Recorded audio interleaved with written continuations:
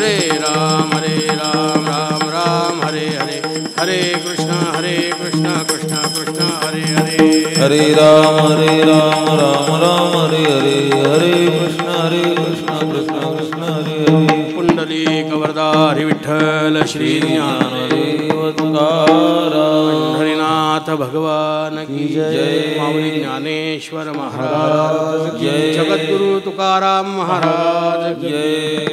पुरी पुण्यभूमी पवित्र, तिथे नांदतो ज्ञानराजा सुपात्र, तया ठविता महापुण्य राशी, नमस्कार माझा श्री सद्गुरु ज्ञानेश्वरासी। गुरुर्ब्रह्मा गुरुर्विष्णू गुरुर्देवो महेश्वरः, गुरुः साक्षात् परब्रह्म, तस्मै श्री गुरुवे नमः। विवेकाने जाने सुघटित समाजाशी कविले, महासिद्धांतांचे हृदय रसिकत्वा उकलिले, लसत भक्ती ज्ञाने तरतरविला भागवत तरू, तया ज्ञानेशाते विमलमतीने वंदन करू।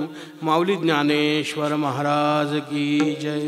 भाव धरोनिया वाचे ज्ञानेश्वरी, भाव धरोनिया वाचे ज्ञानेश्वरी, भाव धरोनिया वाचे ज्ञानेश्वरी, भाव धरोनिया वाचे ज्ञानेश्वरी, भाव धरोनिया वाचे ज्ञानेश्वरी, भाव धरोनिया वाचे ज्ञानेश्वरी, भाव धरोनिया वाचे ज्ञानेश्वरी, भाव धरोनिया वाचे ज्ञानेश्वरी।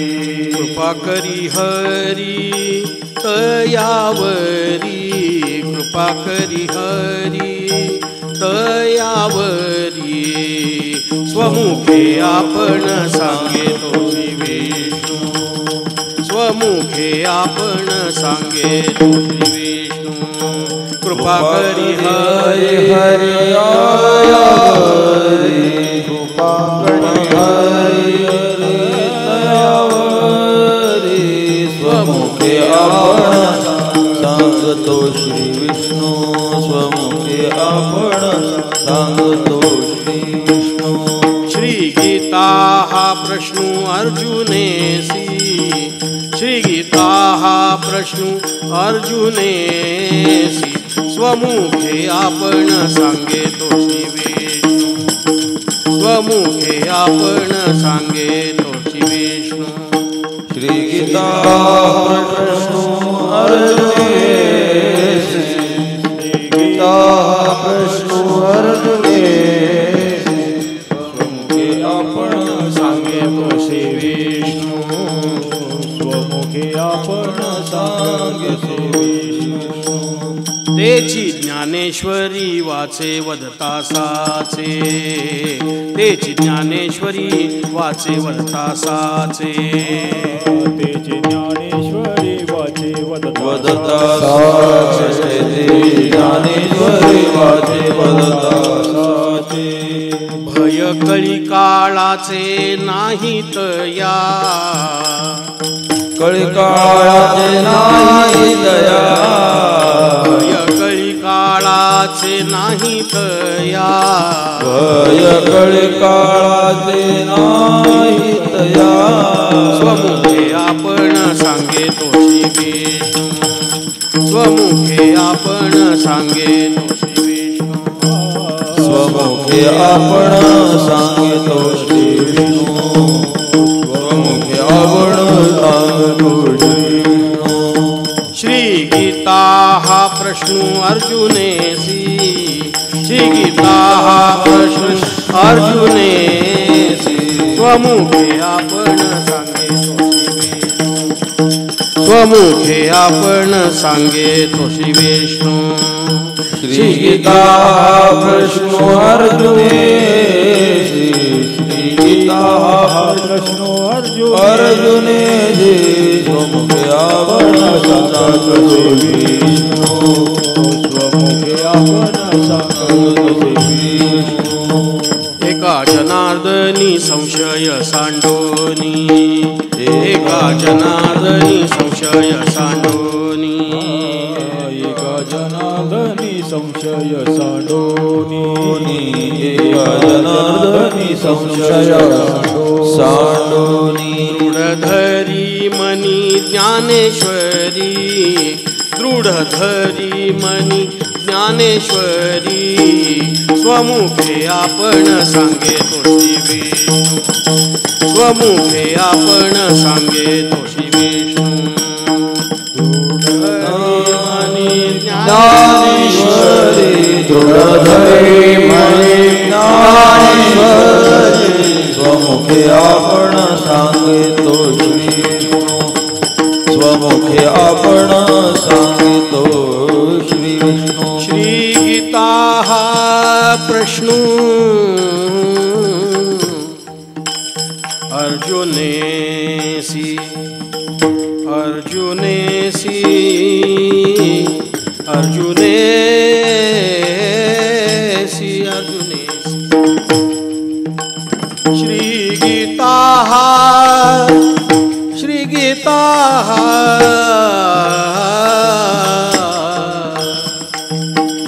श्री गीता प्रश्न प्रश्न श्री गीता प्रश्न श्री गीता प्रश्न अर्जुनेसी अर्जुनेसी स्वमुखे आपण सांगतो स्वमुखे आपण सांगेतो श्री विष्णू श्री गीता हा प्रश्न अर्जुनेसी अर्जुनेसी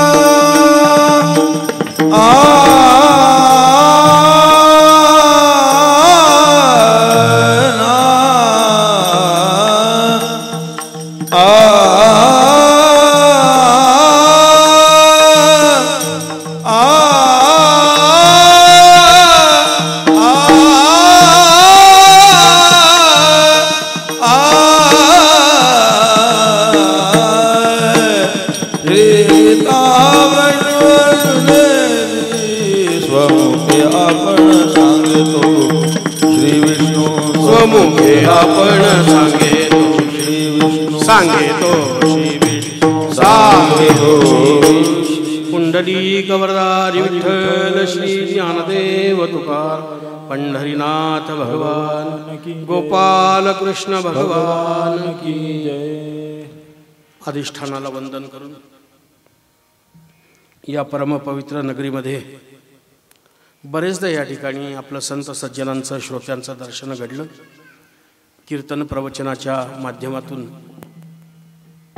हरिभक्तपरायण वैकुंठवासी आमचे ज्येष्ठ गुरुबंधू असलेले सुभाष गुरु पाठक यांच्या पुण्यतिथीनिमित्ताने चालू असलेला हा अखंड हरिनाम सप्ताह, ग्रंथराज ज्ञानेश्वरी पारायण, कीर्तन महोत्सव, हरिपाठादी कार्यक्रम अशा या सर्व पारमार्थिक महोत्सवामध्ये या ठिकाणी आपलं सर्व संत सज्जनांचं दर्शन ज्यांच्यामुळे घडलं ते या कार्यक्रमाचे संयोजक असलेले आमचे सर्व ब्रह्मवृंद, पाठक गुरु सागर महाराज असतील, अमृत महाराज असतील, त्याचप्रमाणे आमचे ज्येष्ठ मार्गदर्शक असलेले संजय महाराज जगताप आदी करून सर्व संत सज्जन, माझ्या उजव्या बाजूला असलेले गायक वादक गुणीजन राहुल महाराज पिंपळगाव,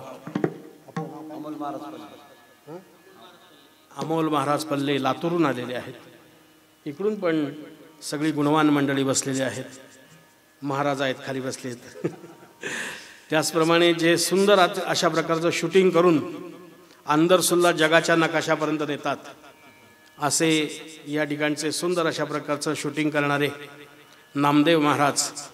योगायोग असा आहे की सगळे देवच भेटले सागर महाराजांना, आहे की नाही. तेव्हा सर्वांना, तुमच्या सर्व भाविकांना, माता भगिनी असतील, हे सगळे बांधव असतील, सर्वांना एकदा भावपूर्ण वंदन करतो आणि माझ्या या प्रवचन सेवेकडे वळतो. आजचा दिवस अतिशय महत्त्वाचा अशा प्रकारचा आहे. सद्गुरू श्री गंगागीर महाराज असतील, सद्गुरू श्री नारायण महाराज असतील, आपल्या गावातले महान अशा प्रकारचे कीर्तनकार हरिभक्तपरायण वैकुंठ महाराज, गोटराम महाराज असतील, अशा या सगळ्यांच्या पदस्पर्शाने पावन झालेली ही भूमी आहे. आणि जिथे सतत अशा प्रकारे हरिनामाचा गजर, भगवंताचं स्मरण वेगवेगळ्या रूपाने होत असतं, अशा या नाम महोत्सवामध्ये आजच्या या पवित्र दिनी ज्या निमित्ताने हा सप्ताह आयोजित करण्यात आलेला आहे, एकतर वैकुंठवासी पाठक गुरूंचं स्मरण तर आहेच, पण त्याला जोडीला ज्या दिवशी त्यांनी इहलोकीचा देह सोडला तो दिवस आहे मोठा भाग्याचा. हो, ज्या दिवशी ज्या तिथीला त्यांनी देह ठेवला ती तिथी पुण्यवान आणि म्हणून पुण्यतिथी. बाकीच्यांची श्राद्ध, पण महात्म्यांची पुण्यतिथी असते. सगळे कोणत्या ना कोणत्या तिथीला जातात, पण पुण्यकर्म करून जातात का नाही हा एक विषय संशोधनाचा आहे. परंतु महात्मे मात्र ज्या तिथीला जातात त्या तिथीला पावनत्व, पुण्यत्व देऊन जातात. म्हणून नाथ षष्ठी, म्हणून तुकाराम बीज, म्हणून नामदेव महाराजांची पुण्यतिथी, साधू संतांची पुण्यतिथी. ते त्या त्या दिवशी गेले, त्या तिथीला पावनत्व करून गेलेले आहेत, पुण्यत्व देऊन गेले आहेत, म्हणून पुण्यतिथी आहे. तर आज ही पुण्यतिथी तर आहेच, पण दुसरा महत्त्वाचा योग असा की आज भाद्रपद वद्य षष्ठी तिथी आहे. आणि या भाद्रपद वद्य षष्ठीच्या तिथीच्या दिवशी ग्रंथराज ज्ञानेश्वरी या ग्रंथाचं संशोधन पूर्ण करून शुद्ध, अगदी जशी आहे तशी ही ज्ञानेश्वरीची सुंदर अशा प्रकारची प्रत आपल्या सर्व मराठी सारस्वताच्या हातामध्ये आमच्या संत श्रेष्ठ शांतीब्रह्म पैठण निवासी एकनाथ महाराज यांनी ही प्रत आपल्या हातामध्ये दिली. खूप मोठा इतिहास आहे, सगळा काही आपल्याला पाहायचा नाही, पण महत्त्वाचा भाग आहे, कारण गेले 4-5 दिवसापासून हेच चालू आहे सगळं. परंतु नाथ महाराजांना स्वप्नात दृष्टांत देऊन माऊलींनी सांगितलं की तू ये आजान मुळीची, माझ्या फांदी, माझ्या मुळी माझ्या गळ्याला लागली तेवढी काढून. हे केवळ निमित्त आहे, पण खऱ्या अर्थाने माऊलींना सुद्धा कळलं की जगामध्ये ज्या ज्या प्रती झाल्या आहेत ज्ञानेश्वरीच्या, पूर्वीच्या काळामध्ये हस्तलिखित केली जायची, प्रिंट नव्हती. आणि मग हस्तलिखित करताना काही काही विद्वानांनी स्वतःच्या मनाचे काही शब्द, काही ओव्या त्याच्यामध्ये घुसडल्या. काही काही लोकांना सवय असते अशी, काही काही ना 2-2, 4-4 शब्द घुसडले की पुरतात, तेवढं बरंच वाटतं त्यांना. एखाद दुसरी ओवी घुसडली बरं वाटतं त्यांना. काही काहींना सगळंच्या सगळं तसंच ठेवायचं, शेवटी स्वतःचं नाव लिहायचं आहे ना. तुकाराम महाराजांच्या काळामध्ये होते सालो मालो. काही काही लोकांना अशी सवय असते की याला शुद्ध मराठीमध्ये शब्द आहे वाङ्मयीन चौर्य, दुसऱ्याचं वाङ्मय चोरायचं आणि आपल्या नावावरती खपवायचं. तर असे प्रकार या ठिकाणी घडू लागले. अबद्ध झाला ग्रंथ, अशुद्ध झाला ग्रंथ, त्याच्यामध्ये नाना प्रकार घुसडले गेले. माऊलींना वाटलं की जगाच्या हातात जे द्यायचं आहे ना, जो माल द्यायचा आहे ना, तो सात्विक असला पाहिजे, 100% शुद्ध असला पाहिजे आणि जगाच्या कल्याणाचा असला पाहिजे. आणि म्हणून निमित्त केलं नाथ महाराजांचं. आणि नाथ महाराजांनी काय केलं, तो आता त्या ठिकाणी बराच मोठा इतिहास आहे की ते गेले, त्यांना समाधी लवकर सापडली नाही. मग बरंच संशोधन करून त्या जंगलामध्ये काट्याकुट्यांमध्ये माऊलींची समाधी लोपलेली होती, लुप्त झालेली होती, दिसत नव्हती. ती त्यांनी शोधून काढली, आजूबाजूचा परिसर स्वच्छ केला, नंतर समाधीत प्रवेश केला. माऊलींचं दिव्य दर्शन त्यांना घडलं की अत्यंत सुंदर गोड राजस सुकुमार चेहरा, अत्यंत तेजस्वी भव्य दिव्य अशा प्रकारचा चेहरा, आणि असं दर्शन नाथांना घडलं. त्यांच्या दोघांमध्ये संवाद घडला. काही काही ठिकाणी मी असं वाचलेलं की 3 दिवस संवाद चाललेला होता. आता पैठणहून निघताना बरेच जोडदार आणले होते, ते सगळे याच्या इंद्रायणीवरती ठेवलेले होते वाळवंटामध्ये. आणि अजून 3 दिवस झाले तरी नाथांचं तिथलं संवादाचं काम काही उरके ना. शेवटी ज्ञानेश्वर महाराजांनी विचार केला की तिकडे जे इंद्रायणीच्या तीरावरती ते सगळे इथे गर्दी करायची. आणि म्हणून ज्ञानेश्वर महाराजांनी वाण्याचं रूप घेतलं. झाले ज्ञानेश्वर वाणी आणि आले सामुग्री घेऊन. त्यांनी सामुग्री नेऊन दिली. म्हणजे नाथ महाराजांच्या निमित्ताने तर सर्वांना वाण्याच्या रूपात का होईना पण माऊलींचं दर्शन घडलं. पुढे ती प्रत काढली, पैठणला आणली. आणखीनही बऱ्याचशा प्रती त्यांनी जवळून जवळजवळ 25-30 ज्ञानेश्वरीच्या प्रती जमा केल्या. आणि प्रत्येक ग्रंथात कुठे काय चूक आहे ते पाहिलं. आणि मग त्यांनी स्वतः संशोधन करून आणि अबद्ध अशुद्ध पाठ जे आहे ते ज्ञानेश्वरीतून काढून टाकले. आणि छानपैकी असा मूळ जो ग्रंथ आहे तो आपल्या सर्वांच्या भाविकांच्या हाती दिलेला आहे.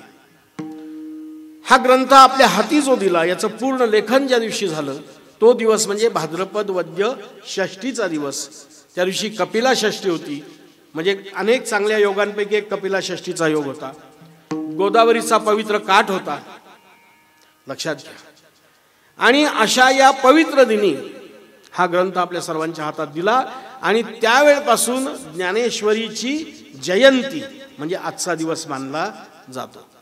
तसंच ज्ञानेश्वर महाराजांनी ज्या दिवशी ज्ञानेश्वरी लिहून पूर्ण केली त्याचा उल्लेख कुठे सापडत नाही की अमक्या दिवशी ह्या ग्रंथ लिहून पूर्ण झाला. फक्त एवढंच सापडतं, शके 1272 तै टीका केली ज्ञानेश्वरे आणि सच्चिदानंद बाबा आदरे लेखकू झाला. नेवाशाच्या मंदिरामध्ये पैसाच्या खांबाला टेकून एका बाजूला सद्गुरू निवृत्तीनाथ बसलेले आहेत, सोपान मुक्ताबाई बसलेले आहेत, एका बाजूला सगळे श्रोते बसलेले आहेत. आणि या सर्वांच्या समोर शेजारी सच्चिदानंद बाबा बसलेले आहेत.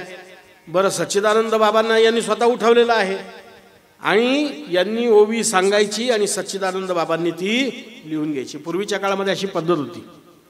लेखक लिहायचे आणि एखाद म्हणजे वक्ता सांगायचा आणि त्याचं जे कथन असेल ते लेखकाने लिहून घ्यायचं. जसं महाभारतामध्ये घडलं. महाभारतामध्ये व्यासांनी सांगावं आणि गणपती बाप्पांनी लिहून घ्यावं. तसं या ठिकाणी सच्चिदानंद बाबांनी लिहायला सुरुवात केली. यांनी कथन करायचं, ओवी सांगायची, त्यांनी लिहून घ्यायची. सच्चिदानंद बाबा आदरे लेखकू झाला. अशी ही शुद्ध प्रत आपल्या हातामध्ये आली. आपलं भाग्य मोठं थोर. महान ग्रंथ आहे, लक्षात घ्या. याचं वर्णन मी काय करावं? याचं वर्णन साधू संतांनी केलेलं आहे. आपण त्याचा आधार घेऊनच फक्त पुढे जायचं आहे. मुळात ग्रंथ कसा आहे तर भगवद्गीता ग्रंथावरती आधारित आहे. याला आधार ग्रंथ आहे. आधार ग्रंथ आहे भगवद्गीता. पण भगवद्गीता ग्रंथाला सुद्धा आधार आहे उपनिषद. ती उपनिषद वेदावरती आधारित आहे. म्हणजे मूळ ज्ञान आहे वेद. त्या वेदाचा सार काढला, उपनिषद तयार झाली. लक्षात घ्या. मुळात व्यासांनी काय केलं की एका वेदाचे 4 भाग केले. ऋग्वेद, सामवेद, यजुर्वेद, अथर्ववेद असे 4 भाग केले. या सर्व वेदामध्ये असलेलं जे ज्ञान आहे ते सारभूत जे ज्ञान आहे ते उपनिषदाच्या रूपाने पुढे आणलं. ते जे उपनिषद आहेत, संस्कृत भाषा होती पूर्वी. ग्रंथाची भाषा ही संस्कृत असायची. म्हणजे सगळे विद्वान असतील, पंडित असतील, सगळे संस्कृत भाषेमध्ये आपल्या ग्रंथाची रचना करायची. प्रांतिक भाषा कोणी फक्त बोली व्यवहारापुरती वापरली जायची. आणि मग एवढं दिव्य ज्ञान आहे. भगवान गोपालकृष्णांनी काय केलं, त्या उपनिषदांचं सार काढलं आणि भगवद्गीतेच्या रूपाने आपल्या पुढे ठेवलं.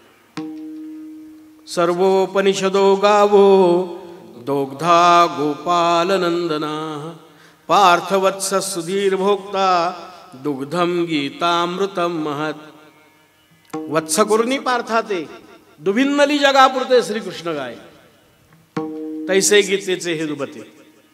गीतेचं हे अमृततुल्य दूध. निमित्त होता अर्जुनाचा. आणि व्यवहारामध्ये असंच असतं. व्यवहारामध्ये वासरासाठी दूध असतं पण आपण हात मारतो आहे की नाही? गाय कोणासाठी दूध देते? वासरासाठी देते. त्याचा अधिकार आहे पूर्ण त्या दुधावरती. पण आपण फक्त त्याला पाणवण्यापुरतं ते सोडतो त्या वासराला. जरा कुठे गायीने पान सोडलं की त्याला करकचून असं खेचून घेतो आणि खुंट्याला बांधून टाकतो. ते बिचारं हिसके मारतं, पण काही करू शकत. आपण सगळा डल्ला मारतो दुधावरती. वास्तविक शास्त्र असं सांगतं की गायीच्या त्या दुधावरती त्या वासराचा जो अधिकार, त्या वासराला पूर्ण पिऊ द्यावं. किती पिऊ द्यावं? त्याच्या तोंडातून त्याचा फेस जोपर्यंत बाहेर पडत नाही तोपर्यंत पिऊ द्यावं, तृप्त होऊ द्यावं. मग उरलेल्या दुधावरती आपला अधिकार आहे. पण आपण नेमकं उलटं करतो. त्याचं हिसके मारून मारून तोंडाला फेस येतो. लक्षात घ्या. त्याला आपण पिऊ देत नाही. हे गीतेचं दुप्त आहे. आणि हे गीतेचं दुप्त भगवंताने अर्जुनाच्या निमित्ताने सर्व जगाला दिलं. संस्कृत भाषा, भगवद्गीता सुद्धा संस्कृत भाषेतच आहे. पण संस्कृत भाषा जगासी कळेना म्हणून नारायणा दया आली. लक्षात घ्या. ही वाणी संस्कृत वाणी. मग संत श्रेष्ठ ज्ञानेश्वर महाराजांनी अवतार घेतला. तो अवतारही महाविष्णूचा अवतार. ज्या महाविष्णूंनी श्रीकृष्ण रूपामध्ये गीता सांगितली, त्याच महाविष्णूंनी पुन्हा ज्ञानेश्वर महाराजांच्या रूपाने अवतार घेतला. तोची अवतार धरी अलंका पुरास. तो अवतार घेतला. आणि हे सगळं जे ज्ञान आहे अगदी वेदापासून चालत आलेलं, उपनिषदांपासून चालत आलेलं, गीतेतून आलेलं हे सगळं ज्ञान सर्वसामान्य लोकांना मिळावं, त्यांच्या भाषेत मिळावं म्हणून संत ज्ञानेश्वर महाराजांनी आपल्यावरती उपकार केले. लक्षात घ्या. संस्कृताची गाठी उघडोनी ज्ञानदृष्टी. संस्कृताची गाठी उघडोनी ज्ञानदृष्टी. संस्कृताची गाठी उघडोनी ज्ञानदृष्टी. संस्कृताची गाठी उघडोनी ज्ञानदृष्टी. केली से मराठी गीता देवी. केली से मराठी गीता देवी. गीता अलंकार नाम ज्ञानेश्वरी. गीता अलंकार नाम ज्ञानेश्वरी. केली से मराठी गीता देवी. से मराठी गीता देवी. गीता अलंकार नाम ज्ञानेश्वरी. गीता अलंकार नाम ज्ञानेश्वरी. ज्ञान संस्कृताची उकलोनी गाठी आणि केली से मराठी गीता देवी. हे संस्कृतमध्ये असलेलं ज्ञान आहे. सामान्य माणसाला कळावं, सोप्या भाषेत कळावं, त्यालाही आत्मोद्धार करून घेण्याचा अधिकार आहे. म्हणून माऊलींनी हे सगळं ज्ञान मराठीत आणलं. ते ज्या दिवशी आणलं, लक्षात घ्या, नाथांनी त्याच्यावरती संशोधन करून ज्या दिवशी ग्रंथ आपल्या ताब्यात दिला तो तो ज्ञानेश्वरीचा जयंतीचा दिवस आहे. लक्षात घ्या. बरं, भारताची जी भूमी आहे ही भूमी उत्सव प्रिय अशा प्रकारची भूमी आहे. आपण सगळे लोक उत्सवप्रिय आहोत म्हणून आपल्याकडे सण आणि उत्सव साजरे केले जातात. आमच्याकडे भगवंताचा जयंतीचा उत्सव साजरा केला जातो.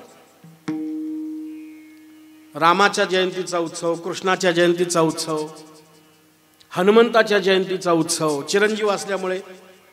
लक्षात घ्या. असे भगवंताच्या वेगवेगळ्या अवतारांचे जयंती उत्सव, वामन जयंती असेल, नृसिंह जयंती असेल, हे जयंतीचे उत्सव आपण साजरे करतो.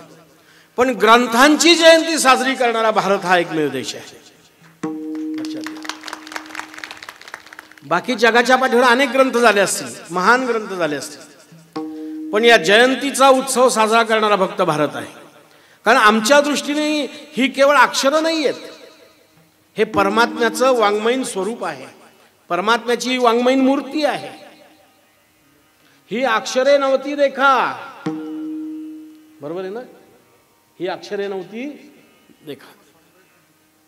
ब्रह्म साम्राज्य दीपिका वर्णियेली गीतेची टीका. लक्षात घ्या, अशी ही सुंदर ज्ञानेश्वरी माऊलींनी आपल्याला दिली. ग्रंथ अनेक आहेत, ग्रंथांचे प्रकार पण आहेत. आतापर्यंत आपण ग्रंथ ग्रंथ ग्रंथ ग्रंथ शब्द अनेकदा ऐकला, पण ग्रंथ म्हणजे काय हेच आम्हाला जोपर्यंत कळत नाही तोपर्यंत आम्हाला ग्रंथाचं महात्म्य कळणार नाही. ग्रंथ म्हणजे काय? जो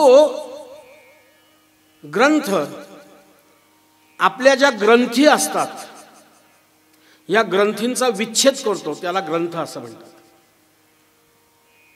आपल्या अज्ञानरूपी ग्रंथी याचा जो ग्रंथ विच्छेद करतो, नाश करतो, अज्ञानाचा नाश करतो, त्याला काय म्हणतात?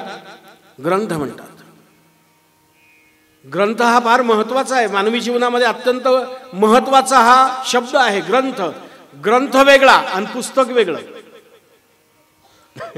ग्रंथ वेगळा आणि पुस्तक वेगळं. लक्षात घ्या, ज्याच्यामुळे भिद्यते हृदय ग्रंथी छिद्यन्ते सर्व संशयाः. सर्व संशयांचा नाश ज्याच्याने होतो, सर्व प्रकारच्या ग्रंथी अज्ञानरूपी गाठी नाहीशा होतात, त्याला ग्रंथ असं म्हणतात. बरं, या ग्रंथांचे पण प्रकार आहेत. लक्षात घ्या, काही कृतग्रंथ आहेत, काही कृतग्रंथ आहेत. कृतग्रंथ म्हणजे विद्वान लोकांनी, अभ्यासू लोकांनी, ज्ञानी लोकांनी कथा, कादंबऱ्या, नाटकं, प्रवास वर्णनं, चरित्र, आत्मचरित्र हे जे लिहिलेले आहेत आवश्यक आहे समाजासाठी.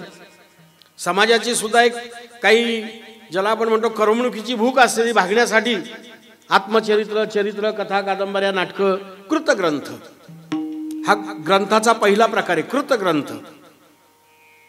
आता ग्रंथाचा दुसरा प्रकार स्मृतग्रंथ. स्मृतग्रंथ म्हणजे काय? तर ज्या महात्म्यांनी पारमार्थिक स्वरूपाची अनुभूती घेतलेली आहे, परमात्म्याचं दर्शन ज्यांना घडलेलं आहे, परमात्म्याची आणि साधू संतांची ज्यांच्यावरती कृपा झालेली आहे, आणि त्यानंतर त्यांनी आपलं अनुभवसिद्ध ज्ञान ग्रंथात ग्रथित करून ठेवलेलं आहे, त्याला स्मृतग्रंथ असं म्हणतात. असे स्मृतग्रंथ महाराष्ट्रामध्ये रेलचेल आहेत. लक्षात घ्या, ज्याच्यामध्ये ग्रंथराज ज्ञानेश्वरी आहे, भागवत आहे, एकनाथी भागवत, चतुश्लोकी भागवत, रामायण, जगद्गुरु तुकोबारायांची गाथा, अनेक संतांच्या गाथा, हे सगळं स्मृत अशा प्रकारचे ग्रंथ प्रकार आहेत. हे स्मृत ग्रंथ परमार्थासाठी अत्यंत पोषक अशा प्रकारचे आहेत. परमार्थामध्ये प्रत्येक वेळेला संत येतील आणि उपदेश करतील असं नाही, ही गोष्ट लक्षात घ्या. प्रत्येक वेळेला संत येऊन उपदेश करतील असं नाही, पण ते संत ग्रंथांच्या रूपाने आपल्या पुढे आहेत आणि त्या ग्रंथातून ते माणसाला उपदेश करतात. म्हणून हे अक्षर वाङ्मय, या ग्रंथातलं वाङ्मय कसं आहे? अक्षर वाङ्मय. लक्षात घ्या, शाश्वत वाङ्मय आहे. वाङ्मयाचे बरेच प्रकार आहेत. काही काही वाङ्मय सकाळी चांगलं असतं, दुपारी बरं असतं, संध्याकाळी नाश पावतं. वर्तमानपत्र म्हटलं की सकाळ, त्याच्यासाठी झुंबड उडते, पेपर पेपर पेपर पेपर. 11-12 वाजून गेले की मग काय, तसं काही फार महत्व नाही त्याला, नाही का? 12 नंतर थोडा शिळा व्हायला लागला. संध्याकाळी तर जवळजवळ नाहीच म्हणा तुम्ही असं, आणि सगळ्यांचं वाचून झालं त्या पेकटून. म्हणजे मी एका पेपरचं म्हणून नाही म्हणत, एक उदाहरण तुम्हाला दिलं. दुपारी काही फार महत्वाचं नाही, संध्याकाळी अजिबात महत्वाचं नाही, आणि दुसऱ्या दिवशी तर लहान पोरांच्या कामाचा, पूर्वीच्या काळामध्ये. लक्षात घ्या, हे तात्पुरतं वाङ्मय आहे, हे क्षणिक वाङ्मय आहे, हे अक्षर वाङ्मय आहे. 750 वर्ष होऊन गेल्यानंतर सुद्धा जे वाङ्मय मानवी मनाला भरळ घालतं असं हे स्मृत वाङ्मय आहे. गाथा असेल, ज्ञानेश्वरी असेल, भागवत असेल, हे संतांचं प्रासादिक वाङ्मय आहे. म्हणून कृतवाङ्मयापेक्षा हे श्रेष्ठ वाङ्मय आहे, स्मृत वाङ्मय. दुसरा प्रकार आहे विनिर्गत वाङ्मय. कोणता प्रकार आहे? विनिर्गत वाङ्मय. विनिर्गत वाङ्मय म्हणजे वेद. कारण या वाङ्मयाचा कर्ता कोण आहे हे सांगता येत नाही.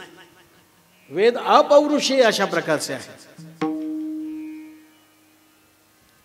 वेद कसे आहेत? अपौरुषेय आहेत. हो, हा काय शब्द तो, ज्ञानार्थू सागरू जया निद्रिताचा घोरू, तो प्रत्यक्ष सर्वेश्वर अनुवादला. काही शब्द लवकर आठवत नाही, कोरोनापासून टपाल लेट यायला लागला आता. हा ज्ञानाचा सागर असलेला वेद, पण त्याचा कोणी करता नाहीये. तो अपौरुषेय आहे. तो वेद म्हणजे भगवंताचं झोपेतलं घोरणं आहे, या निद्रिताचा घोरू.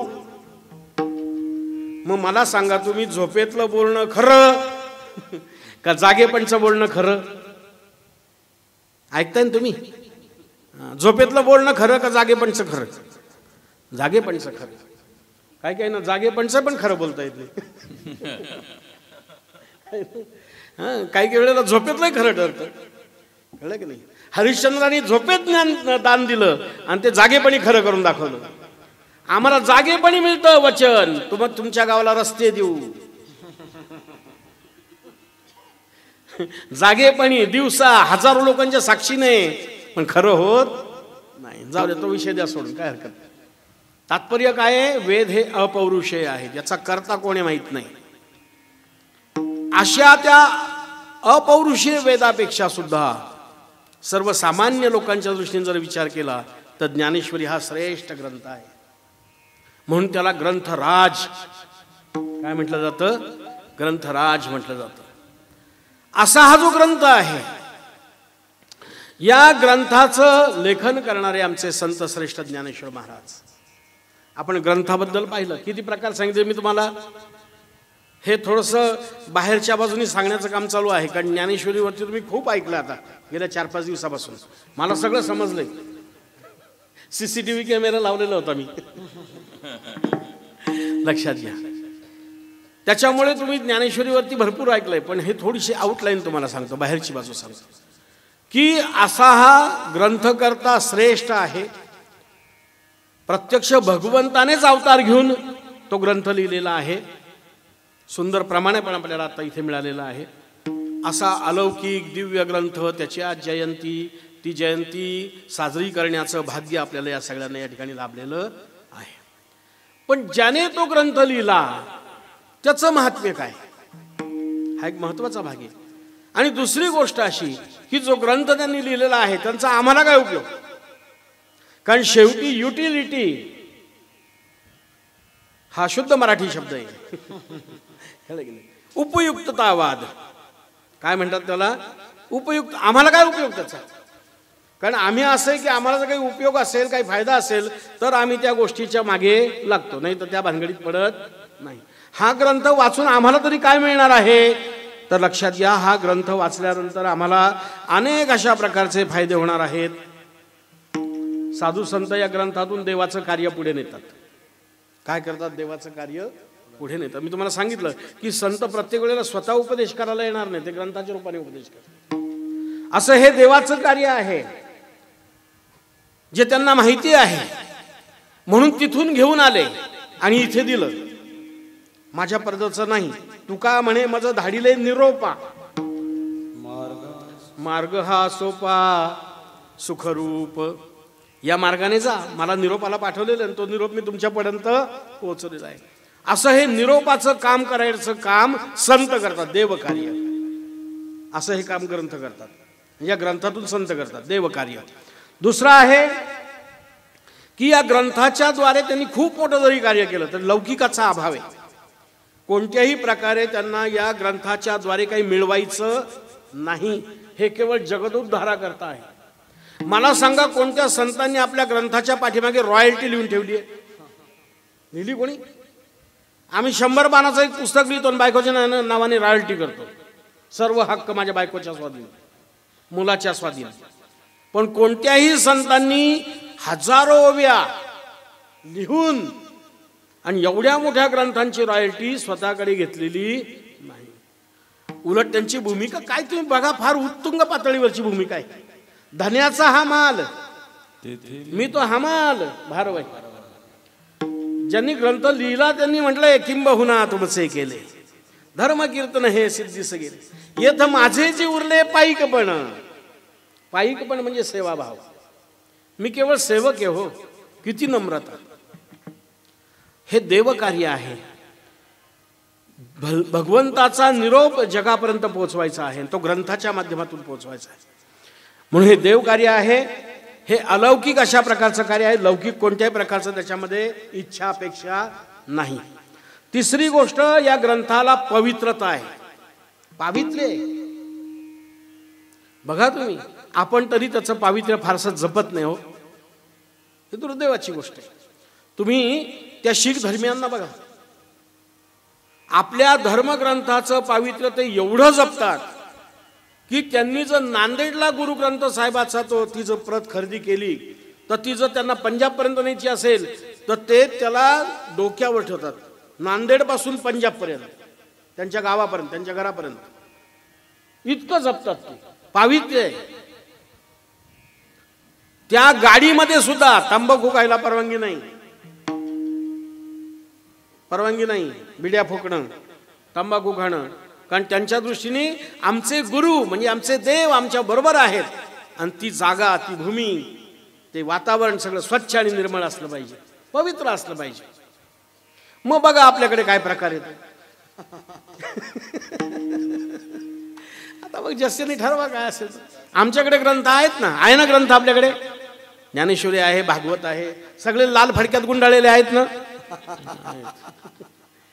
बरं सगळेच्या सगळे फळीवर ठेवलेले आहेत ना उंच अशा. तिथे उंदीर फिरतात ना. ते काय काय प्रोग्राम करतात त्यांनाच माहिती आहे. मग आम्ही काय करतो दसरा दिवाळीच्या वेळेला फक्त साफसफाई करताना खाली काढायचा पुन्हा ठेवून द्यायचा.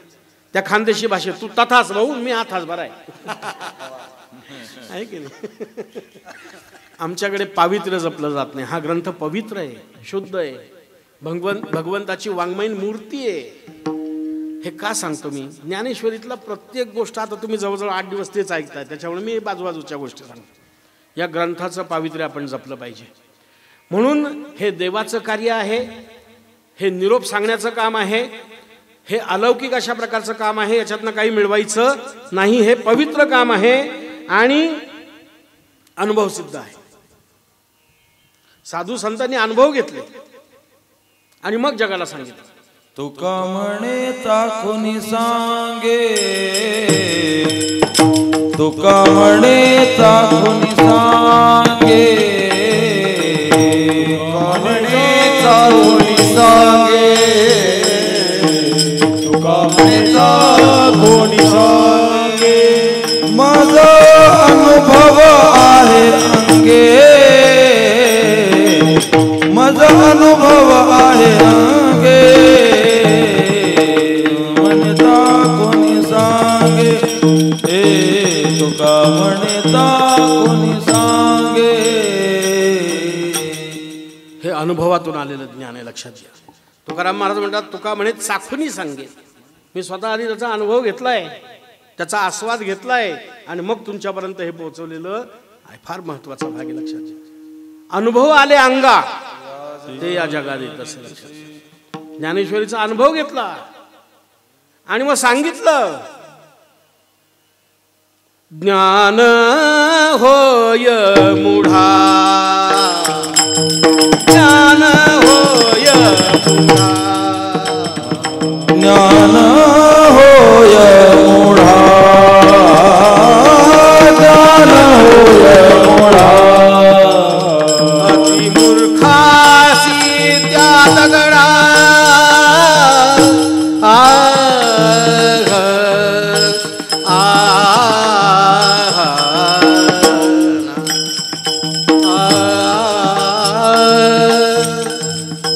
अति मूर्खासी त्या मूर्खासी त्या दगडा ज्ञान होय ज्ञान होय मुढा होय मुढा होय मुढा ज्ञान होय मुढा. अनुभवातून सांगितलंय. ज्ञान होय अज्ञानासी, अनुभवातून सांगितलंय. हो, ऐसावर या टिकेस. म्हणून वाचा. वाचिल जो कोणी जनी त्यासी लोटांगणी. लक्षात घ्या. वाचावी ज्ञानेश्वरी, डोळा पहावी पंढरी. सकाळीच ऐकलं कीर्तन भरपूर, ऐकलं. जगदीश महाराज सांगायला असल्यावर तिथे काय कमी. त्याच्यामुळे मी तर रिपीट करत नाही तो विषय. पण लक्षात घ्या, वाचावी ज्ञानेश्वरी. आयुष्यात येऊन काय करावं तर ज्ञानेश्वरी वाचावी. का? अलौकिक ग्रंथ आहे, पवित्र ग्रंथ आहे. देवाचा निरोप आपल्यापर्यंत येतो आहे. देवाचा निरोप आपल्यापर्यंत येतोय ना, मग तो व्यवस्थितशीरच ऐकला पाहिजे. देवाने त्याच्यात काय आज्ञा केली आहे ती आपण ऐकली पाहिजे. कळलं की नाही? देवाची आज्ञा जर आपण ऐकली नाही तर देव आज्ञा करतो.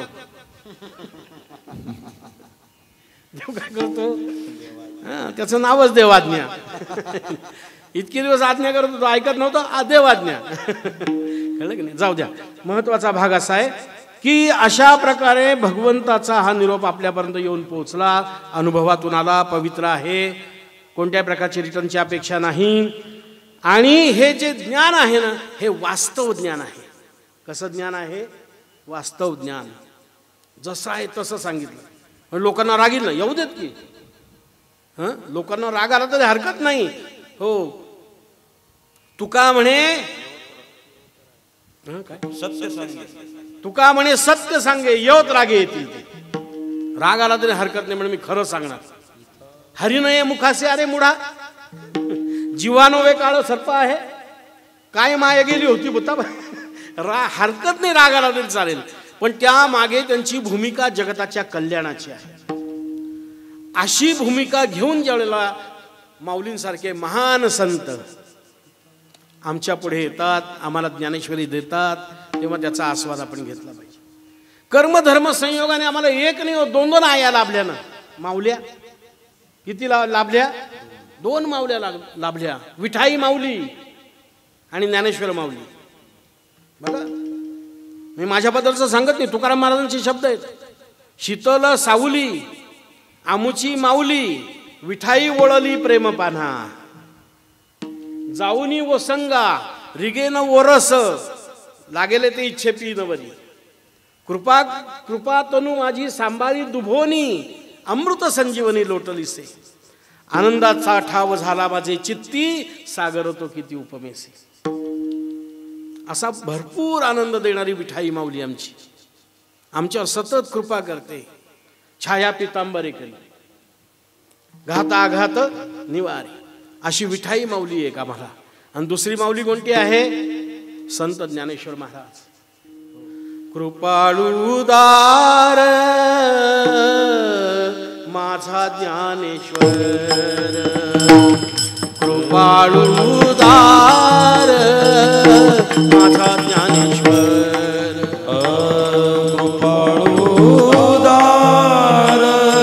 माझा ज्ञानेश्वर, कृपाळुदार माझा ज्ञानेश्वर.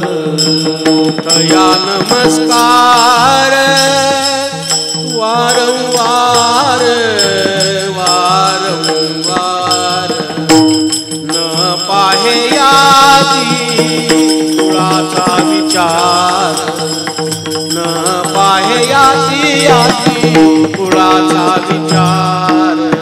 दया नमस्कार वारंवार वारंवार, न पाहे आदी कुळाचा विचार, न पाहे आदी कुळाचा विचार. भक्त करुणाकर ज्ञानाबाई. बरोबर आहे ना? भलतिया भावे शरण जाता भेटी, पाडी तसे तुटी जन्म. एवढंच नाही हो, नाथ महाराज म्हणतात, एका जनार्दनी, ज्ञानाबाई माझी अनाथांची माय, एका जनार्दनी पाय अनाथांची माऊली आमचे ज्ञानेश्वर महाराज. आणि अशा माऊलींनी ग्रंथ आम्हाला दिलेला आहे.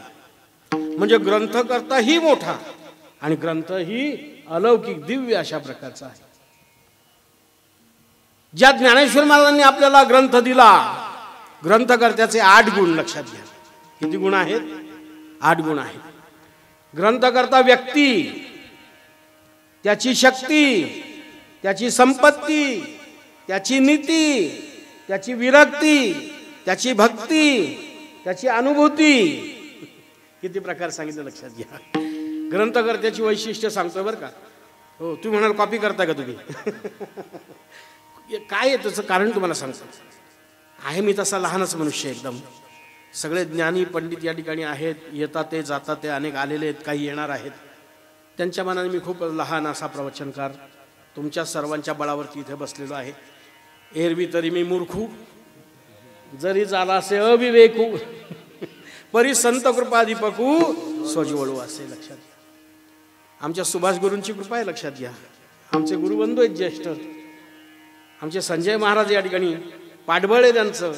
लक्षात घ्या. तेव्हा अशा या वातावरणामध्ये मी थोडंसं तुमच्यापुढे चिंतन करण्याचा प्रयत्न करतोय. कॉपी करण्याचं कारण तुम्हाला मी सांगतो की काही वेळेला काय होतं की महत्त्वाचा एखादा मुद्दा निष्ठून जातो आणि तो श्रोत्यांपर्यंत पोहोचणं फार महत्त्वाचं असतं. त्याच्यामुळे थोडंसं मला तुम्ही सबसिडी दिली पाहिजे, आहे की नाही? आम्ही तुम्हाला सबसिडी देतो की नाही?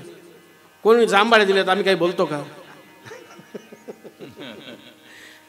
कोणी मधून डुलकी घेतं आम्ही काही बोलतो का? आम्ही तुम्हाला सबसिडी देतो तशी तुम्ही आम्हाला सबसिडी द्या. महत्वाचा भाग आहे. ज्ञानेश्वर महाराजांचं आपण वैशिष्ट्य पाहतोय. व्यक्ती, कोण व्यक्ती? सामान्य नाहीये, महाविष्णूचा अवतार. जगदुद्धारा लागी धरिला अवतार, अशी एक महान विभूती आहे ज्ञानेश्वर महाराज. व्यक्ती म्हणून जर पाहिलं तुम्ही, व्यक्ती म्हणून आपण पाहतो काही काही मोठेपणा आपल्याला दिसतो. आमदार आहे, खासदार आहे, नगरसेवक आहे, सरपंच उपसरपंच आहेत, वगैरे वगैरे. तसं या ठिकाणी ही व्यक्ती म्हणून कोण आहे? संत आहे. नुसते संत नाही, जगताचा उद्धार करणारे संत आहेत. संत आडनावाचे पण भरपूर असतात, आहे की नाही? पण हे जगताचा उद्धार करणारे संत आहेत. व्यक्ती म्हणून जर विचार केला, महाविष्णूचा साक्षात अवतार.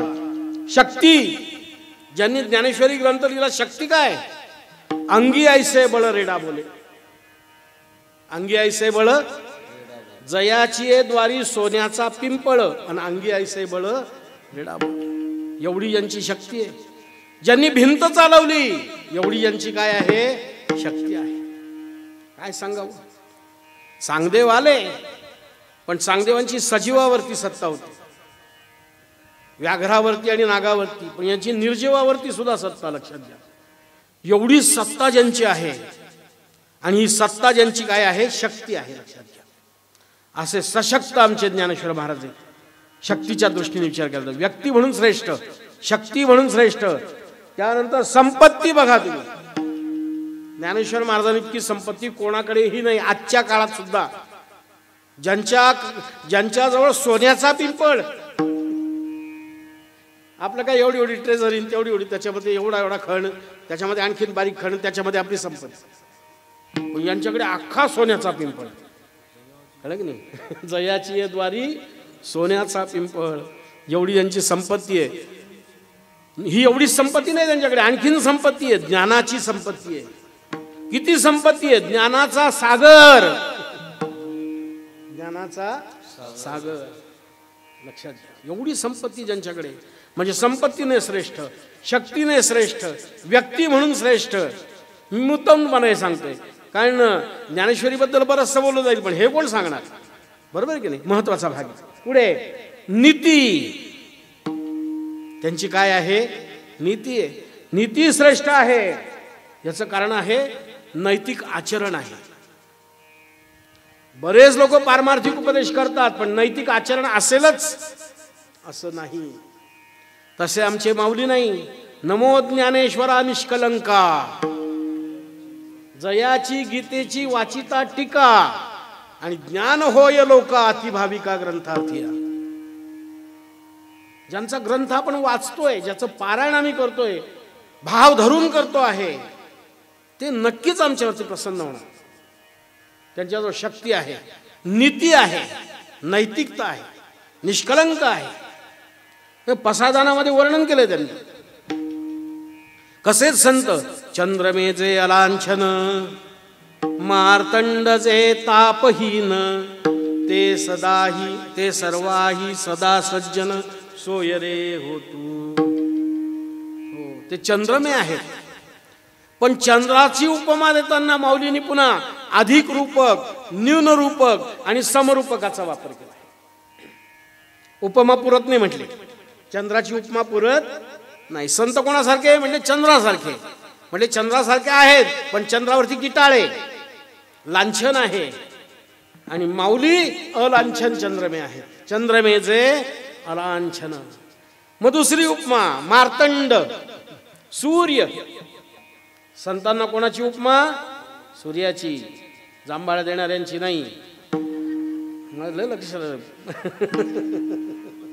बरं, इथे मला विठ्ठल विठ्ठल करायची सोय नाही ना. इकडे लक्ष द्या. सूर्याची उपमा. सूर्य सगळ्या जगाला प्रकाश देतो. सूर्यामुळे ही जीवसृष्टी आहे, सगळं काय. पण तोच सकाळचा सूर्य जो सकाळी रम्य असतो तो माथ्यावरती आला की तापदायक ठरतो. परंतु आमचे संत हे तापहीन चंद्रमे आहेत.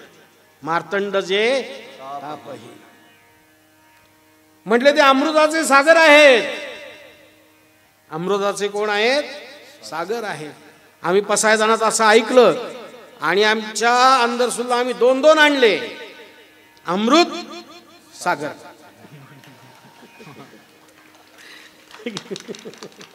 आम्ही अमृत आणलं, आम्ही सागर आणलं.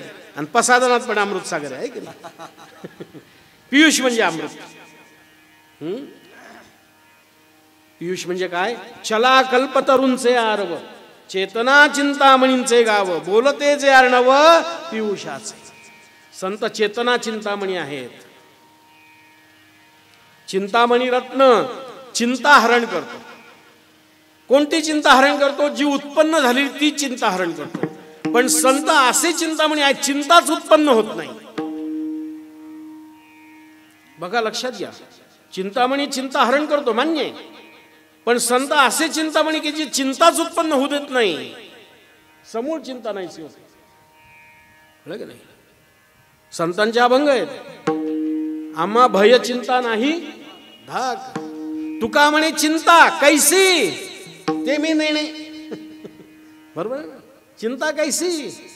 चिंता कशाला म्हणतात? आम्हाला कधी चिंता नावाची वस्तू माहिती नाही. असे हे संत चिंतामणी आहेत. पण चिंतामणी रत्न जे असतं त्या चिंतामणी रत्नाला आपली चिंता सांगावी लागते. संत हे असे चिंतामणी आहेत की ज्यांना चिंता न सांगता कळते आणि ते चिंता ते समूळ नाहीशी करतात. चिंतामणी. कळलं की नाही? ते कल्पतरू आहेत. पण कल्पतरू आणि संतांमध्ये फरक एवढा आहे की कल्पतरूकडे आपल्याला जावं लागतं, मग तो आपल्या सर्व कल्पना जी सुख आहे ती आपल्याला देतो. पण संतांचं तसं नाही. संत आपल्याकडे येतात. सापडविले वाटे जाता आपल्याला शोधत येतात संत. लक्षात घ्या. म्हणून त्या कल्पतरूपेक्षा सुद्धा संत श्रेष्ठ, चिंतामणीपेक्षा सुद्धा श्रेष्ठ. आणि मी तुम्हाला मागा सांगितलं की हे पियुषाचे सागर आहेत, अमृताचे सागर आहेत. लक्षात घ्या.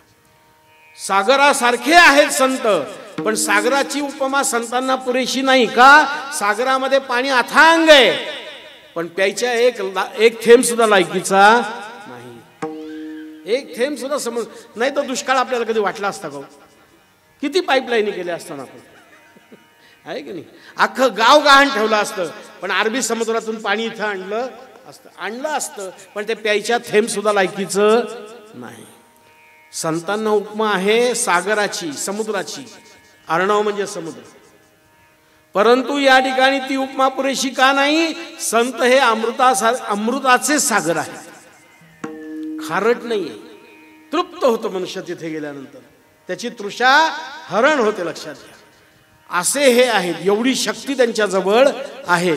मी नीती, शक्ती, व्यक्ती, संपत्ती याविषयी तुमच्या पुढे बोलतोय. लक्षात घ्या. विरक्ती काय आहे? ज्ञानेश्वर महाराजांच्या जवळचा पुढचा गुण काय सांगितला मी? लक्षात आलं ना तुमच्या? पहिल्यापासून लक्षात घ्या गुण किती आहेत ते. पहिला गुण सांगितला व्यक्ती कोण आहे? थोर व्यक्ती आहे, महाविष्णूचा अवतार. शक्ती कशी आहे? कळलं की नाही? त्याच्यानंतर त्यांची संपत्ती काय आहे, त्यांची नीती काय आहे. त्याचप्रमाणे आता त्यांची विरक्ती बघा, माऊलींची विरक्ती. एवढी मोठी ज्ञानेश्वरी लिहिली, चांगदेव 65 लिहिली, हरिपाठासारखे ग्रंथ लिहिले, आणखीन बरंचसं अभंग वाङ्मय आहे, बरंच काय काय आहे. काठीचे अभंग असतील, नंतर चांगदेव महाराजांना चांगदेव 65चा उपदेश, बरंच सगळं लिहिलं. पण एवढं केल्यानंतर जगाने डोक्यावर घेतलं म्हणून आयुष्य खूप जगावं असं वाटलं नाही. विरक्ती काय आहे? विरक्ती. आणि थोडक्यात आपलं आयुष्य रेषा त्या ठिकाणी संपवलेली आहे. असे हे थोर संत आहेत. त्यांची ज्ञानेश्वरी भाव धरुनिया वाचे ज्ञानेश्वरी. पुढे त्यांची भक्ती, ज्ञानेश्वर महाराजांची भक्ती. किती भक्ती! स्वतः भक्ती करून आणि जगताला भक्तीच्या मार्गाला लावलं. काही नाही, अगदी सोप्यात सोपं सांगितलं. हरिमुखे म्हणा, हरिमुखे म्हणा, पुण्याची गणना. फक्त एक काम कर बाबा, भाव धरून जे काही करशील ते कसं कर, भाव धरून कर. भाव धरोनिया वाचे ज्ञानेश्वरी. आणि भावे विण भक्ती, भक्ती विण मुक्ती, बळे विण शक्ती बोलू नये.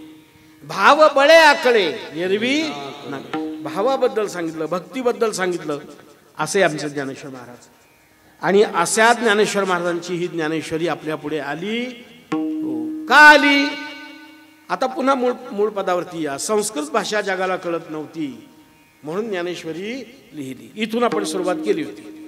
मग आपण ग्रंथ म्हणजे काय, ग्रंथांचे प्रकार किती आहेत आणि ग्रंथकर्त्याचं महात्म्य काय आहे, असे 3 महत्वाचे मुद्दे आतापर्यंत पाहिले. शिक्षक असला ना की शिक्षकाला सगळा गोषवारा घ्यावा लागतो, आहे की नाही. आपण पोरांना काय काय शिकवलं आणि पुन्हा दुसऱ्या दिवशी रिपीट करावं लागतं. गृहपाठ होमवर्क, कळलं की नाही. आणि विचारावं लागतं काल आपण काय शिकलो, आणि पोरांनी करावं हातवर, काय माहिती मग काय असं नको ना, आहे की नाही. त्याच्यामुळे पुन्हा रिपीट करतो मी की हा संस्कृत भाषेतला ग्रंथ आहे गीता, आणि तो कोणत्या भाषेत आणला? मराठीत आणला. मग त्यांनी प्रमाण दिलं सुंदर. ज्ञान संस्कृताची उकलोनी गाठी आणि केली से मराठी गीता रे. संस्कृत भाषेतला असलेला गीता हा ग्रंथ म्हणजे सोन्याची वीट आहे. सोन्याची वीट काय आहे? सोन्याची वीट. एका श्रीमंत माणसाने, अति श्रीमंत माणसाने आपल्या एकुलतं एक मुलीचं लग्न, आता जरा बरं वाटलं काही केलं ना बरं का. महाराज सगळी बडबड करून राहिली, काही दृष्टांत सांगत नाही. सांगतो आता दृष्टांत. त्या श्रीमंत माणसाने आपल्या एकुलत्या एक मुलीचं लग्न करून दिलं आणि तिच्या अंगावरती 5 किलो सोनं घातलं. किती किलो सोनं घातलं? आपल्याला बिलं द्यायची नाही. 5 किलो सोनं. कोणाला वाटलं 6 तर 6, काय अर्थ. 5 किलो सोन्याची वीट बाजारातून आणली. तिला 2 बाजूला भोकं पाडली असे आणि दोरी ओवली आणि लग्नाच्या वेळेला तिच्या अंगावरती 5 किलो सोन्याची वीट घालून दिली. आणि सगळ्यांना लग्न झाल्यावर सांगत सुटला, पठ्ठ्याने मुलीच्या अंगावर किती सोनं घातलं? 5 किलो सोनं घातलं. किती किलो सोनं घातलं? ऐकताय ना तुम्ही? 5 किलो सोनं घातलं. मुलगी सासरी नांदायला गेली. बरं, सासरी नांदायला गेल्यावर त्यांचा पहिलं वर्षभर एक प्रोग्राम असतो. जो कोणी पाहुणा येईल त्याच्या पाया पडायचं असतं ना. असं आला पाहुणा की काय करायचं? पाया पडायचं. ती मुलगी जो पाहुणा येईल, बाई हो माणूस हो कोणी हो, त्याच्या पाया पडायचं. पायावर डोकं ठेवायचं. पायावर डोकं ठेवायचं, उभं राहायचं. उभं राहिलं ना की ती वीट अशी धाडकन छाती आपटायची. किती किलो सोन्याची वीट? 5 किलो सोन्याची वीट.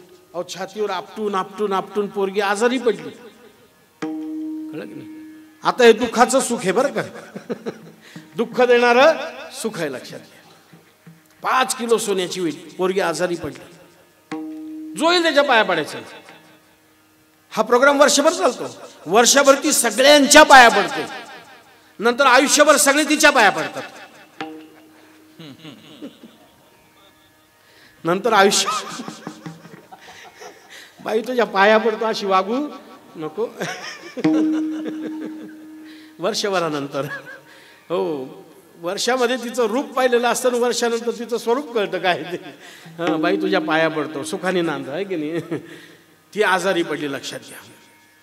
मग एका हुशार माणसाने सांगितलं, कोणी घातली सोन्याची वीट? तिच्या बापानेच घातली. काढा म्हणते वीट उतरवली, दवाखान्यात नेली, तपासून आणली, डॉक्टरांनी औषधोपचार केले. आता त्या सासऱ्याला एका विद्वान माणसाने सांगितलं 5 किलो सोन्याची जी वीट आहे तिचे सुंदर अशा प्रकारचे दागिने तयार करा आणि मग ते त्या मुलीच्या अंगावरती घाला.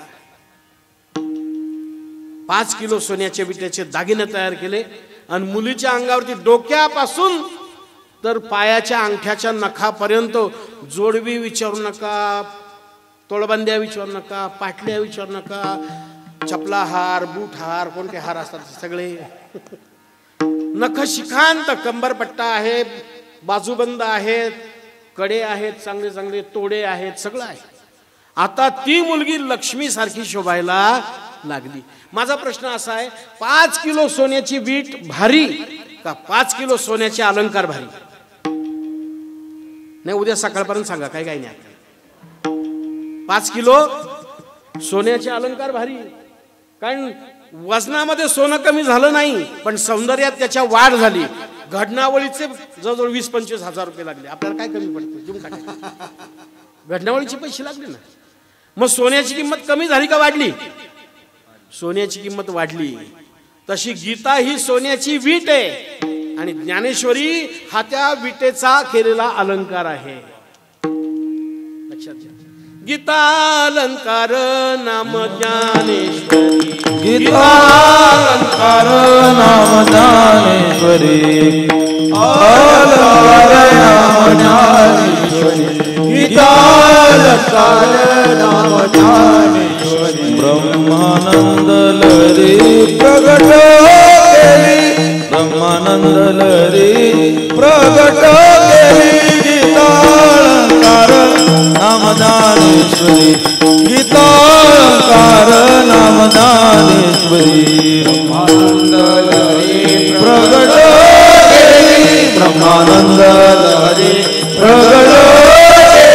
गीता अलंकार नाम ज्ञानेश्वरी, गीता अलंकार नाम ज्ञानेश्वरी. काय ज्ञानेश्वर म्हणजे गीतेचा गीता अलंकार नाम ज्ञानेश्वरी. त्या अलंकाराचं नाम आहे ज्ञानेश्वरी. बरं, नुसतं सोनं नाही, नुसते अलंकार नाही, त्याला सुवास सुद्धा आहे. कळलं की नाही? त्याला चव आहे त्या अलंकाराला. मी माझ्याबद्दलचं नाही सांगत आहे, माऊलींचे शब्द आहे. इंद्रिया लागे कळंबा एकमेका, सहज शब्द तरी विशेष श्रवणाचा, कानाचा. कळलं की नाही? पण जिव्हा म्हणे हा रस आमुचा, डोळे म्हटले आमचा, कळलं की नाही? त्वचा म्हटली आमचा, घ्राणेंद्रियाला परिमळ सुगंध गेला, हा रस आमचा. किती महत्वाचं आहे बघा ना तुम्ही.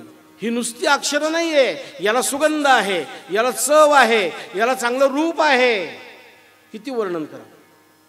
आणि म्हणून ज्ञानेश्वरी ही सामान्य ग्रंथ नाही, लक्षात घ्या. या ग्रंथाचं अवगाहन प्रत्येकाने केलं पाहिजे. कसं केलं पाहिजे? भाव धरून केलं पाहिजे. लक्षात घ्या.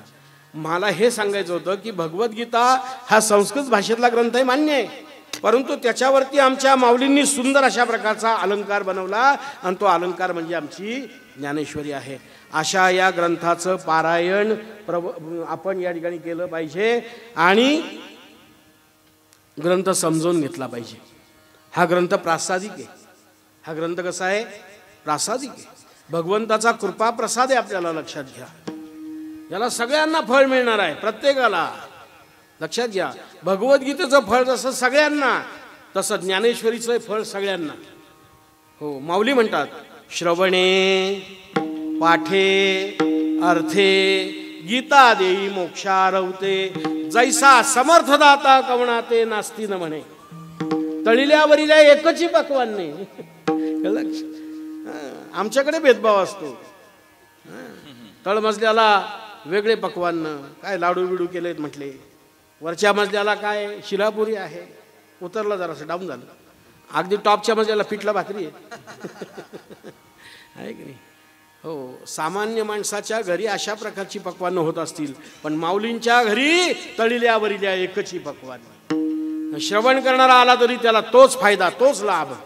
श्रवणे ऐकून, पाठे पाठ करून, अर्थ लक्षात घेऊन सगळ्यांना एकच फळ मिळणार आहे, गीता देई मोक्षा आरवते.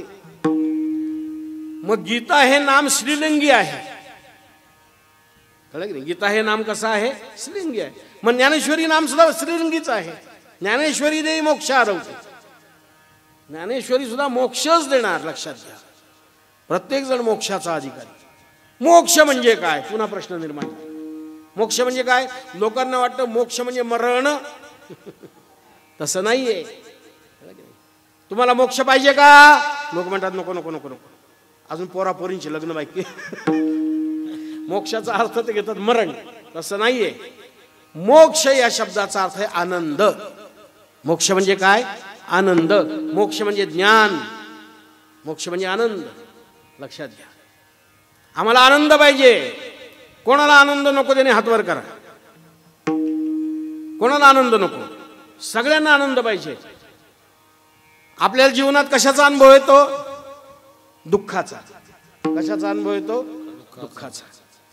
मग हे दुःख राहावं का जावं? बोला की जरा. दुःख राहावं का जावं? दुःख जावं. आणि काय यावा? आनंद यावा. बरं मला असं सांगा, आनंद आला पण त्याच्या जोडीला थोडंफार दुःख राहिलं, चालेल का? काहीच बोलत नाही. आपल्या जीवनात आनंद आला पण त्याच्या जोडीला दुःख आलं थोडंसं, चालेल का? चालेल का? नाही. ते आलेलं दुःख आलेला आनंद घेऊन जाईल. लक्षात घ्या. म्हणजे आम्हाला आनंद पाहिजे पण दुःख अजिबात नको. बरं पुढचा प्रश्न नीट लक्षात घ्या. आम्हाला आनंद पाहिजे, दुःख अजिबात नको, पण गेलेलं दुःख काही महिन्यांनी परत आलं तर चालेल का? काही बोला ना. काही महिन्यांनी परत आलं तर चालेल का? नको. याचा अर्थ आमचं दुःख कायमचं नाहीसं झालं पाहिजे आणि आनंद आम्हाला कायमचा मिळाला पाहिजे. आम्हाला दुःख मिश्रित आनंद नको. आम्हाला निखळ शाश्वत आनंद पाहिजे आहे. तो शाश्वत आनंद जर पाहिजे असेल, तो आनंद म्हणजे मोक्षाचं स्वरूप आहे. लक्षात घ्या. तो तुम्हाला ज्ञानेश्वरी वाचनाने मिळणार आहे. हा फार महत्वाचा भाग आहे. लक्षात घ्या. म्हणून ज्ञानेश्वरीचं वाचन केलं पाहिजे. काही काही लोकांना ज्ञानेश्वरी, काही काही लोकांना वाचताच येत नाही. वाचताच येत नाही. आमच्या गावात एक माणूस आहे, त्याला अजिबात वाचता येत नाही, निरक्षर, पण रोज हरिपाठाला जायचा. ते हरिपाठाला जायला लागल्यानंतर काय, तो फक्त ऐकायचा. पण कोणतरी त्याला सांगितलं की हरिपाठ पुस्तक आण, नुसतं असं बोट फिरव. अहो त्याला हरिपाठ म्हणजे वाचता यायला लागला. पाठ तर झालाच पण वाचता सुद्धा यायला लागला. मी एका महात्म्याच्या तोंडून असं ऐकलं कीर्तनामध्ये. लक्षात घ्या की त्याने ज्यावेळेस ज्ञानेश्वरीवरती सांगायला सुरुवात केली, नाही येत आम्हाला वाचता, नको येऊ दे, पण ज्ञानेश्वरीच्या ज्या ओव्या आहेत ना, त्या ओवीवरती फक्त असं बोट फिरवायचं, फक्त बोट फिरवायचं असं. ज्ञानेश्वरीवरती बोट. आमचे सद्गुरू चैतन्य महाराज देगलूरकर सांगतात, ज्ञानेश्वरीवरती फक्त बोट ठेवा. संत ज्ञानेश्वरच तुमचा बोट धरून घेतो की पुन्हा वाट चुकायची नाही. लक्षात घ्या. त्यांनी सांगितलं तू एक काम कर बाई, त्या महात्म्याने सांगितलं तुला वाचता येत नाही ना, नाही येत, मग त्या ओळीवरती फक्त बोट ठेव, जिथपर्यंत उभे आहे तिथपर्यंत बोट ठेव आणि मुखाने फक्त ज्ञानेश्वर माऊली, ज्ञानेश्वर माऊली, ज्ञानेश्वर माऊली, ज्ञानेश्वर माऊली. बस एवढं करता करता करता करता बोट ठेवून ठेवून ग्रंथ पारायण झालं पूर्ण. लक्षात घ्या. आणि करता करता तिच्या मनामध्ये एवढा प्रेमभाव निर्माण झाला, हळूहळू तिला ती अक्षरं समजायला लागली आणि ती बाई नंतर चांगलं वाचायला लागली. लक्षात घ्या. कीर्तनातून दृष्टांत सांगावेत आपण. वाचत जा. ज्ञानेश्वरी काय करत जा? वाचत जा. एकाने उत्तर दिलं, आम्हाला नसेल वाचायचं तर. संजय महाराज, आम्हाला नसेल वाचायचं तर. मग तुझं उत्तर तूच दिलं. तुझं उत्तर तूच दिलं. तुला नसेल वाचायचं, नको वाचू. तो आम्हाला नसेल वाचायचं, नको वाचू. आम्हाला काय करायचं त्याची? वाचायचं असलं तर वाचलं पाहिजे. भाव धरून या वाचे ज्ञानेश्वर. परिणाम काय होणार आहे? कृपा करी हरी तयावरी. भगवंताची अखंड कृपा त्याला होईल. भाव धरून या वदती अक्षरे भवसिंधू तरे अर्धगडी. लक्षात घ्या. भाव धरून वाचा. कृपा करी हरितया. का स्वमुखे आपण सांगे तो श्री विष्णू. स्वतः भगवंत सांगणारे आहेत आणि त्याच्यासाठी आपण आपली योग्यता वाढवली पाहिजे. भगवान सगळ्यांना गीता नाही सांगत, फक्त अर्जुनाला सांगतात. का? अहो अर्जुनाची ये पाती जे परिसणया योग्य होती तीही कृपा करून संती अवधान दीज. म्हणजे आपल्याला सुद्धा अर्जुनासारखा अधिकार कमावला पाहिजे, पण नाही आम्हाला तेवढा कमवता येत. मग निदान भाव धरून या वाचे ज्ञानेश्वरी. स्वमुखे आपण सांगेतो श्री विष्णू. श्री गीता हा प्रश्न अर्जुन. जेवढ्या शंका आहेत ना त्या सगळ्या शंकांचं निरसन झालं, लक्षात घ्या. आणि त्या शंका नाहीशा झाल्यानंतर सुरुवातीला अर्जुनाचा विषाद योग दाखवलेला आहे. कसा काय लढू? समोर तर सगळे माझे आप्तस्वकीय आहे, मी लढणार नाही, यांना मारायचं आणि राज्याचं सुखोपभोगायचं. मी काय भस्मासूर आहे का? यांच्याकडून मी विद्या शिकलोय, ज्ञान शिकलोय, धनुर्विद्या शिकलोय, यांच्या अंगाखांद्यावर खेळलोय, हे आमचे नातलग आहेत, यांना मारू आणि मग राज्य मिळवू? मला ते राज्य नको. किमनो राज्य न गोविंदम किम भोगेर जीविते नवा. कशा करता राज्याचा उपभोग घेऊ? त्याच्यापेक्षा मी अंगाला राख लावतो आणि हिमालयात निघून जातो. त्याच्या हातातून धनुष्य गळून पडलं. वे पथुष्य शरीरे में रोम हर्षस्य जायते. लक्षात घ्या. थर थर थर थर कापायला लागला, अंगावरती काटा आला, सर्वांगाला घाम फुटला. मला लढायचं, इकडं लक्ष द्या, मला लढायचं नाही. भगवान म्हटले तुला लढायचं नव्हतं तर फॉर्म भरला कशा करता? आता माघारीचा दिवस उलटून गेलेला, आता तुला लढावंच लागेल. चिर कर नाही तर पिर कर, पण तुला लढावं लागेल. माघार आता घे. आता माघार नाही. हो, तू जर पळून गेला युद्धातून, या रणांगणातून, लोक म्हणजे पळपुट आहे, भित्रा आहे, भिरू आहे, अपराक्रमी आहे, की नाही? किती दूषण, कलंक लागेल तुझ्या क्षत्रियपणाला. बरं, तू काय सामान्य नाही अर्जुना, तू साक्षात भगवान शंकरांना परास्त केलं, तू चित्रसेन गंधर्वाला परास्त केलं. वा संग्रामी हरुजिंतला, निवात कवचाचा ठाव फेडीला, पवाडा तुवा केला गंधर्वासी. इतका तू पराक्रमी आणि पळून जाण्याची भाषा करतो, हे तुला शोभत नाही. तू इथे लढ. तुला दोन फायदे होतील सांगून ठेवतो. काय फायदे? लढून जर जिंकला तर हे पृथ्वीचं राज्य तुझं. हतो वा प्राप्स्यसी स्वर्गम जित्वा वा भोक्षसे महिम. तुला फायदा प्राप्त झाला तर स्वर्गात जाशील, पण पळून गेला तर एक तर दुष्कीर्ती होईल आणि नरकाला जाशील. ठरव काय करायचं. भगवंताने सगळं कर्म काय आहे, पाप काय आहे, यांना मारणं वगैरे सगळं मी घेणारे टेंडर वगैरे वगैरे सगळं सांगितलं. सगळं सांगत बसलं. तू फक्त लढ. निमित्त मात्रेण भवसव्यसाची. तू फक्त निमित्त लढ. बाकी तुला काय करायचं मी सगळं पाहून घेतो पुढचं. सर्व धर्मांतरित्यज्य मामेकम शरणम व्रज. मला मी सगळं पाहून घेतो. आणि मग अर्जुनाने सगळा उपदेश ऐकला, युद्धाला तयार झाला. मानस्थिती अशी झाली की नष्टो मोहा स्मृतिर्लब्ध्वा त्वत्प्रसादान मयाच्युत स्थितोस्मिन् गत संदेह करिष्ये वचनंतव. बस, माझी शंका गेली. म्हणून सांगितलं तुम्हाला की ग्रंथ शंका घालवतात, संदेहाची सुटली गाठी. जे ग्रंथ ग्रंथी भेद करतात, अज्ञान नाहीसं करतात, मी हे त्याचं अज्ञान होतं. मी करणार, मी मारणार आणि हे मरणार, हे अज्ञान संपून गेलं. नष्टो मोहात, माझा मोह नष्ट झाला. स्मृतिर्लब्ध्वा, मी कोण आहे याची मला जाणीव झाली. आता मला लढायला काही हरकत नाही. करिष्ये वचनंतव. आता तू फक्त सांगायचं आणि मी ऐकायचं. भगवान म्हटले मी तुला काही सांगणार नाही. जे सांगायचं होतं ते इतक्या वेळ सांगून झालं. आता करिष्ये, हो, यथेच्छसी तथा कुरु.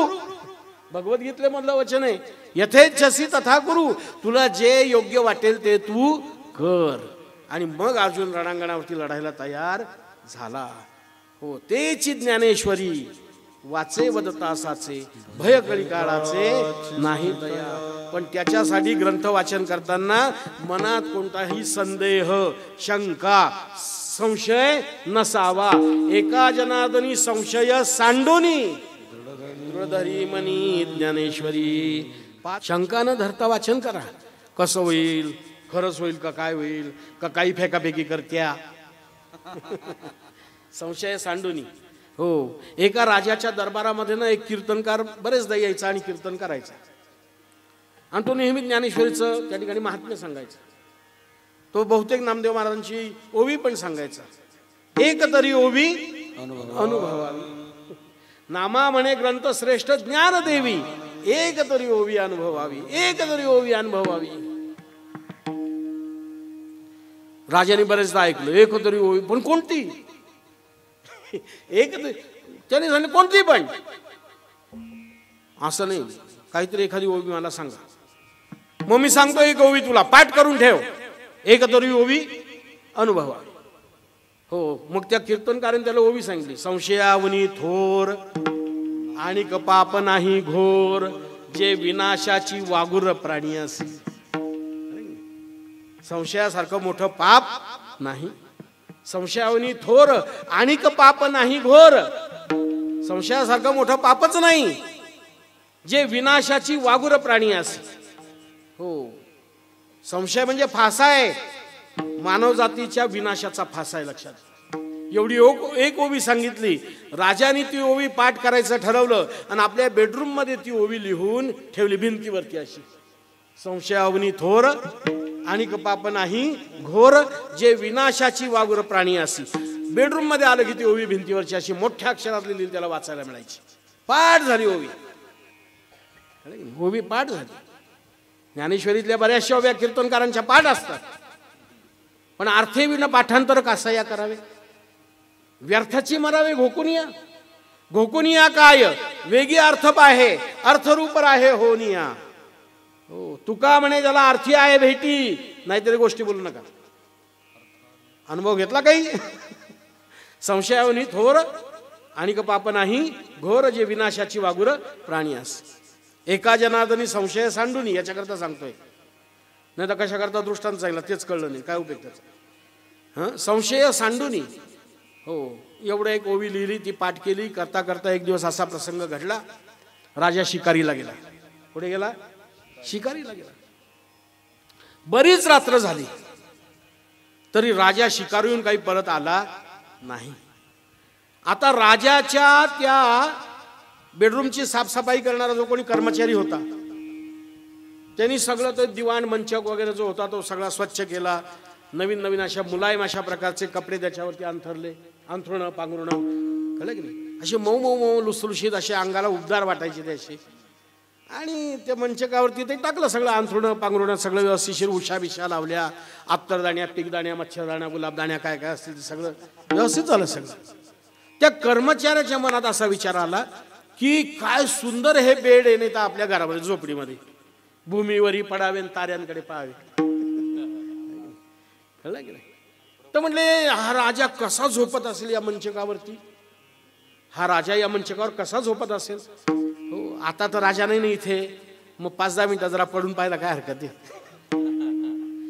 तो पडला मंचकावरती, आणि जसा पडला तसा पडला, लागला घोरायला. हो, बरं, ती जी दुलई होती ना अशी मऊ मऊ काश्मीरी दुलई होती. काश्मीरी दुलई, आपल्याकडे पैसे द्यायचे, काश्मीरी दुलई होती. अशी डोक्यावरनं पांघरून घेतली आणि ती मऊ दुलईचा स्पर्श झाला, उबदार वाटलं, आणि क्षणात त्याला चांगला डोळा लागला. डोक्यावरनं पांघरून घेऊन तो झोपला. राजा उशिरा शिकारीहून परत आला. राणीने पाहिलं बेडरूम मध्ये महाराज आलेले दिसतात, झोपलेले दिसतात. आता यांची झोपून नको करायला, आपण आपली काय कामं असतील ती उरकून थोड्या वेळाने येऊ झोपायला. आणि म्हणून राणी तिथे येऊन पाहून गेली. तिने काही ते उघडून पाहिलं नाही, असं त्याच्या डोक्यावरनं पांघरून घेतलेलं वगैरे असं. राणी आली आणि राणीने विचार केला राजा दमून आलेला आहे, त्याची झोपमोड करायला नको. आणि म्हणून तिने काय केलं की गुपचूप जाऊन तो दुलईचा थोडासा भाग आपल्या अंगावरती घेतला आणि तिला झोप लागून गेली. कोण झोपला होता आधी? तो कर्मचारी झोपला होता, शिपाई झोपला होता. आणि नंतर कोण झोपले त्याच्या शेजारी? राणी झोपली, लक्षात घ्या. आणि मग राजा शिकारून आला, मग त्याने कपडे बदलले. तो त्या ठिकाणी राजा आला शयन कक्षामध्ये, पाहतो तर राणी दिसली, बांगड्या बिंगड्या दिसल्या अशा, पांघरून घेतलेल्या अंगावरनं, पण पलीकडे कोण आहे म्हणून त्याने काय केलं, तलवारीच्या टोकाने ते पांघरून असं दूर केलं आणि पाहतो तर आपल्या राजवाड्यातला एक कर्मचारी आणि त्याच्या शेजारी आपली राणी झोपलेली आहे आणि तळपायाची आग मस्तकाला गेली. या दोघांचं डोकं उडवावं म्हणून तलवार अशी काढली, डोकं उडवणार, तेवढ्यात त्याचं लक्ष भिंतीकडे गेलं आणि त्या भिंतीवर काय लिहिलं होतं, संशयाहुनी थोर आणिक पाप नाही घोर, जे विनाशाची वागुर प्राणी असी. त्याने दोघांना जाग केलं. काय प्रकारे हा? हो, तो कर्मचारी तो लटलट लटलट करायला लागला. म्हणजे महाराज मला माफ करा, रोज तुमचा मंचक वगैरे मी स्वच्छ करतो, व्यवस्थित लावतो, आज तुम्ही खूप उशिरा आले, पण मी हे स्वच्छ करताना माझ्या मनात असा विचार आला की महाराज याच्यावरती कसे झोपत असतील, कसं त्यांना सुख प्राप्त होत असेल याचा अनुभव घ्यावा म्हणून मी इथे झोपलो आणि मला पक्की मला झोप लागून गेली, माझा डोळा पक्का लागला. राणी म्हटले, महाराज कोणताही गैरसमज मनात नसावा, मला वाटलं तुम्ही दमून थकून आले शिकारीहून, तुमची झोपमोड करायला नको, यांच्या डोक्यावरती पांघरून होतं म्हणून मी पांघरून न काढता हळूच तिथे जाऊन झोपले. मला असं सांगा, राजाने ती जर ओवी वाचली नसती, कळलं की नाही, तर आता पितृपंधरवाड्यात दोघांचा पिंडदानच करावं लागलं असं लक्षात घ्या. म्हणजे संशय मनामध्ये आला की तो माणसाचा नाश करतो, म्हणून संशय न धरता भाव धरून यावाचे ज्ञानेश्वरी. एका जनार्दनी संशय सांडोनी दृढ धरी म्हणे ज्ञानेश्वरी. खरं सांगू का, बरंचसं बोलता येतं आपल्याला, काळाच्या ओघामध्ये आपल्याला वेळ थोडा पडलेला आहे, परंतु तरी सुद्धा झालेली सेवा ही संत महात्म्यांच्या चरणी समर्पित करतो.